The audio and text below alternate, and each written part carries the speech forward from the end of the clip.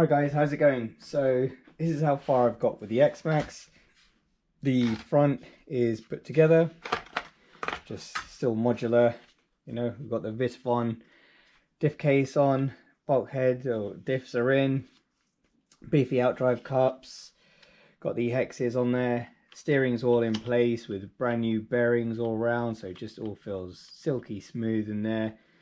I've got the GPM steering linkage to go in because I'm going to be putting a Savox servo in here. So just waiting for that to arrive. Hopefully that should come through in the next day or so. The rear, again, with the diff cases in, diffs are in. I've got the hinge pins in, again with the hexes as well. So that's just all done. So now it's just a base kind of shell of this. Got the shocks all done as you saw in the previous video. Got the bumpers there. So now it's going to be time for more fun things to do. Now I just got my delivery today of all my Scorched products for the motor mount, and I've been waiting for this. So as you can see, these are the 4 parts needed. There's a full complete kit to mount the motor and the ESC, and this also allows for a 50mm fan to be able to sit on top of the motor. Really looking forward to getting this together. I haven't seen a single video about how this goes together, or I haven't been able to find one, so hopefully I might be the first one. But hopefully if you're thinking about getting a motor mount for one of your RCs, I use the Roto-Lok motor mount in all my RCs. I've got it in my Kraton 6S, I've got it in my EXB Outcast, which is now running 12S, I've got it in my Infraction, and I'll also be putting it into the speed build that I'll be making for next year's Rossa events. They're absolutely brilliant. It's not just about, you know, how the ease of changing opinion. It's a motor mount at the end of the day, and that's exactly what it does. If you've got one of these beefy motors, you can just look at the size of that. You know, it's absolutely huge. They're not heavy, they're not light, they are heavy. So for me, I want a really good motor mount that's not just gonna, you know, make life easy for me, but also support the weight of the motors that we're putting in there, especially if you're sending it, you've got big jumps. So I definitely recommend it. Stay tuned. I'm going to cut open the instructions first and read how it all goes together and the best way to put it together, and then we're going to get on with the build process in the actual X-Maxx and the chassis. So I have started off with the actual motor mount itself, just reading up on some of the instructions here. You know, just come again thorough, really well diagrammed instructions about where to go. You know, you've got pictures, you've got wording to go with it, so it's super helpful as to how these need to get fitted. The chassis will need some adjustments to be made, so what I've done is I've marked them out onto the chassis here with some white pen, so you can see that line, and that's essentially the areas that we need to cut. So we've got that section there, we've got this section just on the center chassis part there, and also just a little bit needs to be cut on the bracing. So we need to cut out that center section because it's going to be strengthened by this part here, and also just need to shave a little bit of that section there that's highlighted in white. So I'm going to get down to the garage, get my grinder out or the Dremel, and then cut those parts out. Alright, so here we are. Got to cut, again, like I said, got to shave some of this part off there, just highlighted in white, and I got to cut off this crossbar just here as well. So let's get to it.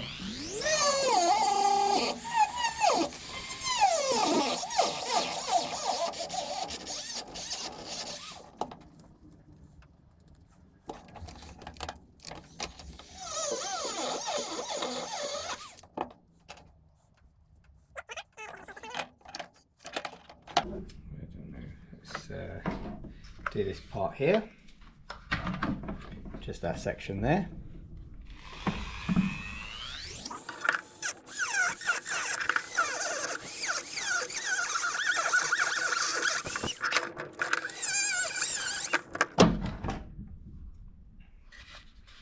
Okay, seems to be cut just there. I'll try and smooth it out with a sander as well. So, but for now, the main part of that bit's done. And I'm going to try and sand that bit down and this bit down as well, because it didn't cut too smoothly.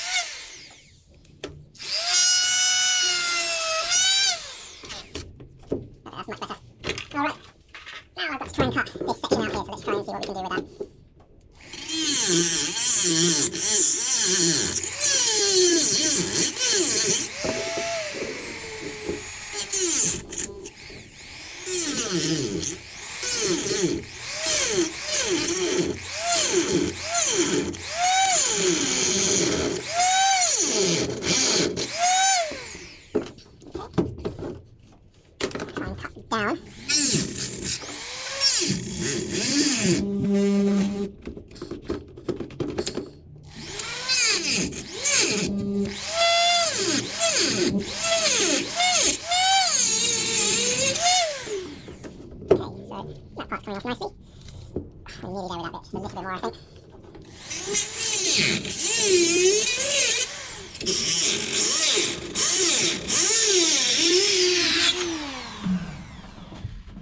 All right. Oh, there we go.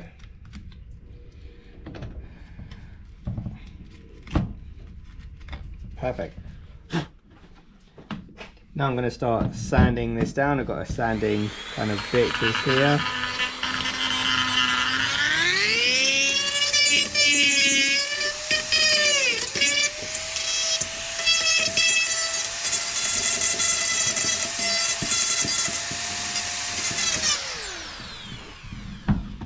Yep, that's really gone nice and smooth. Nothing too sharp just yet. Some of those edges.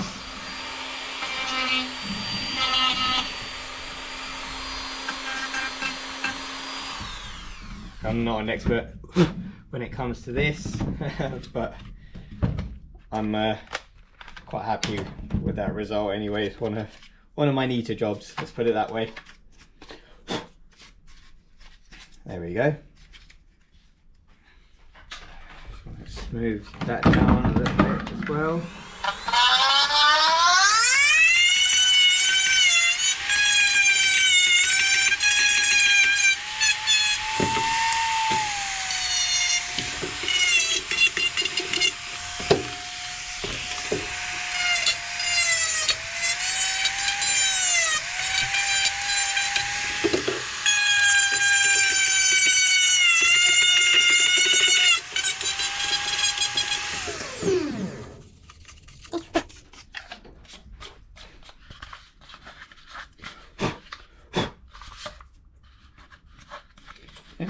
Nice and smooth, again nothing sharp just there, so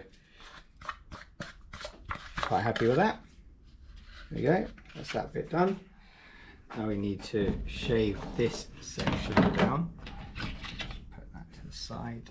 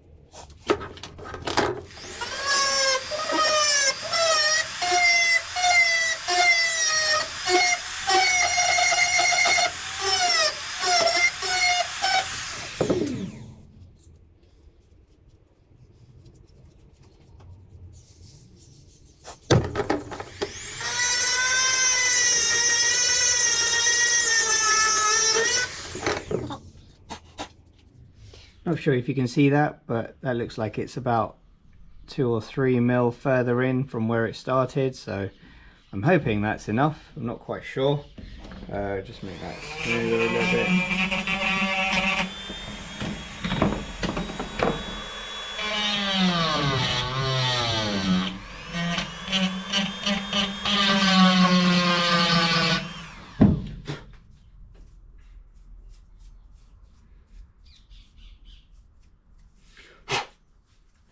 Brilliant, so that's that part done.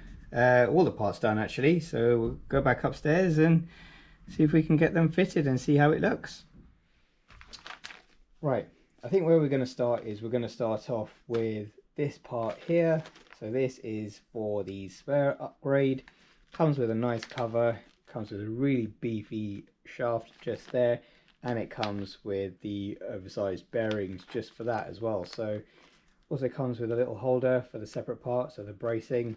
So really looking forward to getting this part. So let me get it open, read the instructions, and then let's get to fitting it. Alright guys, so we're putting this center shaft together for the Spur gear as well. So we've got the pin that also comes in the kit from Scorched, so that will go straight into there. I've got the vitavon gearing for that, which just slot right into there, and the bearing goes just on the end. There we go, it snaps right in. And then we've got an oversized bearing just here that will go over the 8mm end. So this is a titanium shaft as well. And then what we've got at that point is then I can put on the pinion that I've got. So I'm going to be running, what did I end up with? 46-34 gearing, which essentially gives me a gearing ratio of around 1.35. So that should be the nice blend, what I've heard from what's recommended by Scorched, a blend between, you know, temperatures and performance. So we just want to see how that goes. So I'm basing it on their recommendation of the same sort of gearing. I think they normally recommend 50-37, but they didn't have the 50s in stock, so I've just thought I'd try something different. So we've got 2 grub screws just here as well. Just lost one there. There it goes. That go into the Spur as well. As always with things like this, we will Loctite them up. So let's get some Loctite into that Spur so we can add the grub screws to it as well. Don't want to add too much, just want to add a little bit to both sides. They're both right next to each other just there as well. There we go. I'm happy with that. And generally just by using that much, I've never had really an issue. These are 2.5mm grubs. They're really kind of good size for this as well. Just put that in place right now. And my thinking is I'll put this onto the shaft, and then because I've got movement on my or scope, the shaft on the motor is long enough, I can sort of add this where I want it to be, and then lock that in place, and then have the pinion on the motor to match. So let me just, there we go. Seems to be quite secure onto that.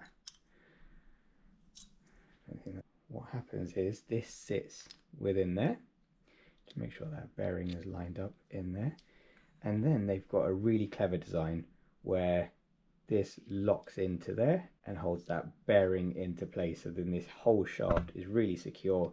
It's supported at the end just there, and then that gets secured in by 2 screws that are also included, so we can add those in. But secure now, and you can just see how smooth that is running in there. So really happy with that. Just looks like a great bit of kit, and running the Scorched Mod 1 gearing for this as well. Okay, we're going to get that in there again with the supplied screws that it comes with.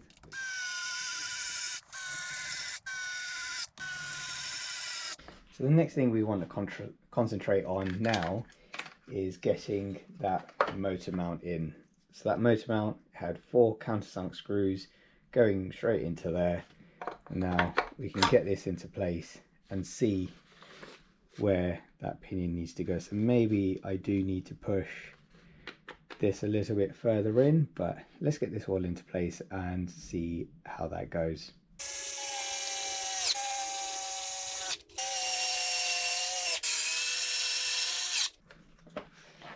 Right, so that's the motor mount in there, in place. We can see that's where the pinion is there. So now let's see how we can line this all up. Okay, so now here comes the clever part. With the instructions provided,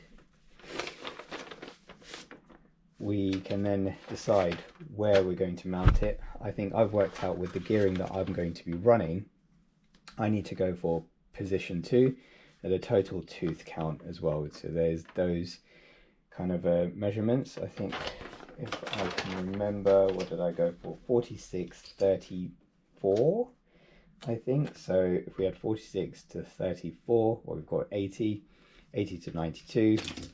So we want to get our position right around there. So if my wires are up, I want to have this around there, and you can see that lines up perfectly as they've suggested.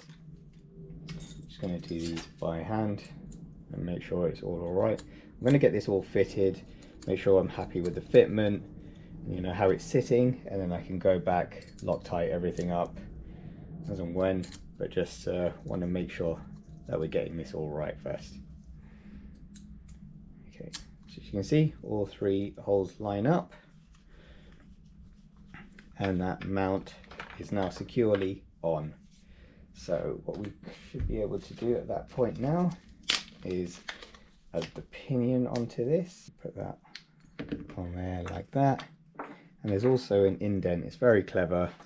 There's an indent there for you to be able to adjust your grub screws as and how you need them to be adjusted.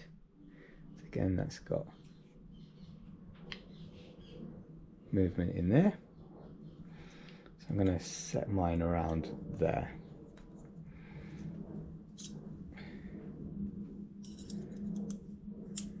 There we go. And get that in.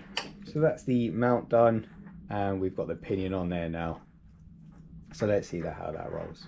With the Roto-Lok motor mount, you have this dial that comes off, but this allows you to also adjust the mesh as and how you need it to be adjusted. So I'm going to drop this right in here so you can see the grooves in this mount sit into the grooves of this as well. And once it's in place, it's now just resting on there. So you can see I'm a little bit out from where that sits. So what I'm going to do is just loosen that up and push it in a little bit. That's part of me testing. Just I'm going to bring it back a little bit, and I can still get to it here using that indent there. So you can see it slots right in there. So again, really they have thought about everything when they're putting their products together. Just a really nice design. Perfect. You can see that lines up nicely. I'm just going to see how this could be adjusted. Oh yes, sounds like a nice,